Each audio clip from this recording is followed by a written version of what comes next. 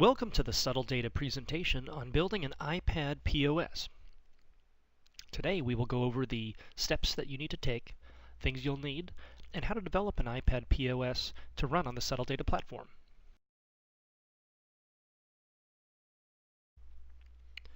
First, let's talk about what you'll need to get started. Since this will be running on an iOS device, you'll need a Mac desktop or a Mac laptop. You'll have to sign up for an Apple developer account. That's done at the Apple website.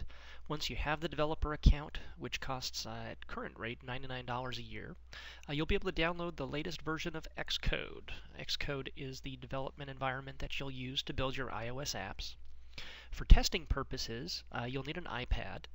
We have a credit card swiper from SubtleData that plugs into the iPad, or you can actually get the enclosure that has the integrated credit card swiper. Either one will work.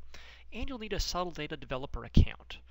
The developer account will be tied to your app. You'll have a secret key associated with it, and that's what you'll use to develop against the system.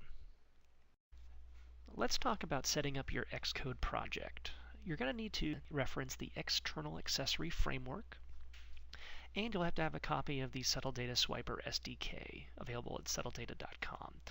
That'll include the regex kit lite, the SD accessory, SD base 64, SD base 64 data, and SD credit card files. Those will have to be linked into your project so you can access them to pull data off of the device. There's a few things that you'll need to know about before you start calling into the API. API calls can be done through both HTTP and HTTPS. The difference is sensitive data must be sent over SSL, and data that isn't sensitive can be sent without SSL. We leave that up to you. There are some calls that we require you to have SSL, and so if you try to send it without that, you'll get an error code back in response. You can either send your requests through the query string or a form variable.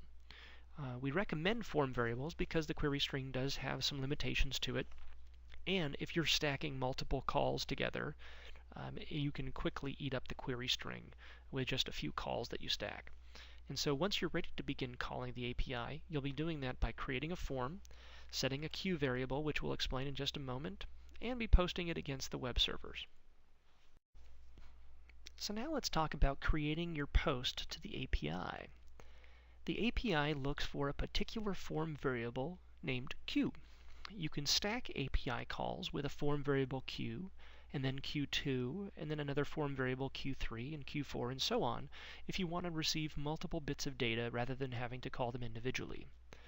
An important thing to note is that you must call the 0000 application startup call first.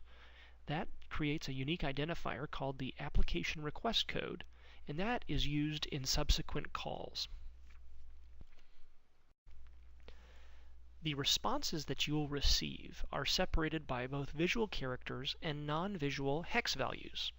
An example of a visual character is the pipe symbol, and a non-visual hex value would be hex 0b. If you have sent in multiple calls, such as Q, Q2, Q3, and Q4, they will be separated by hex 0c. Simply split the response on the separator that you receive, and you'll be able to put it into an object and use it just as you would any other object. All we've done is we've simply serialized the data with some small identifiers that separate the different segments, and that allows the package to be extremely small. You'll also find that there is a negative consent with most calls, and so if something should be positive, rather than sending you the positive, we just send you nothing. If there is a negative for that, we just simply send the negative when that's necessary. That keeps the payload down and allows us to send data back and forth very efficiently.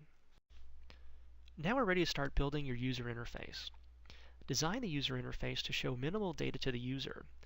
We have found that showing too much data to the users when dealing with hospitality, retail, and point-of-sale apps tends to confuse them. Where a normal employee would get a lot of training on a point-of-sale system, the users that come in and use a mobile application don't get that same training. Hook the user interface into your app's calling into the API, and take the data from the API and display it to them in a very pleasing manner. Use threading whenever possible, and that will allow you to have a smooth flow for the interface.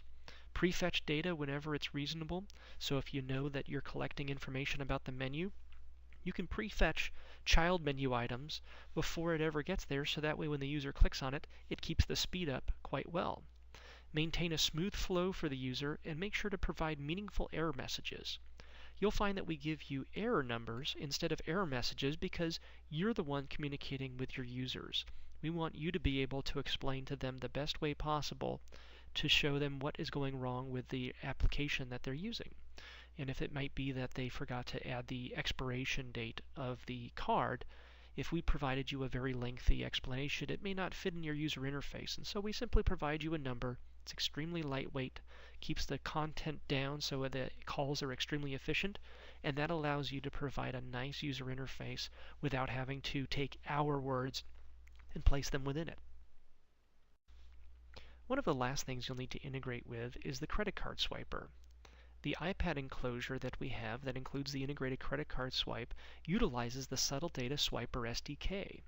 That SDK is available for download on the website and under the download section.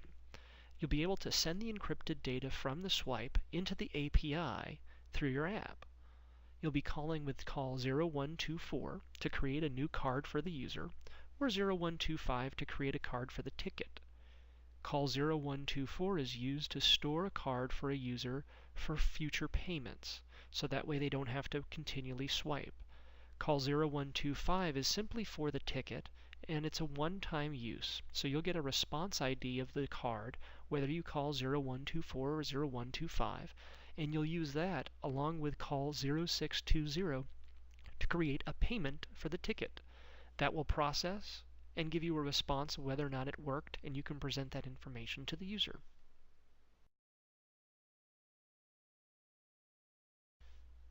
Thank you for reviewing this presentation on building an iPad POS with a SubtleData API. If you have any questions, or if we missed anything, please send us an email. The address is api@subtledata.com.